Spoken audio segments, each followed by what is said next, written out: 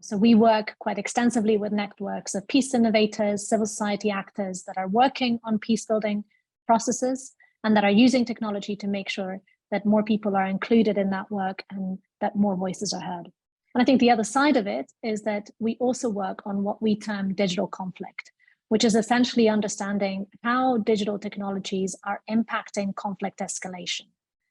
how the use of things like social media, but also other digital capabilities are increasing conflict in our world, and what can be done to mitigate that or to transform it. You know, to give just like a couple of examples, if you think about this side, which I talked about as the promise of technology,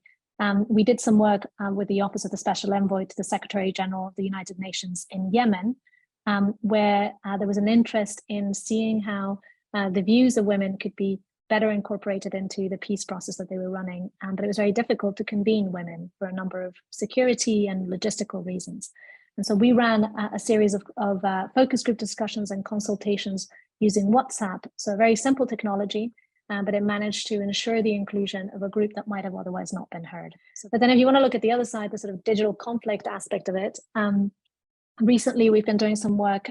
with a number of partners in Kenya, looking at how misinformation about political processes, and particularly about the recent election,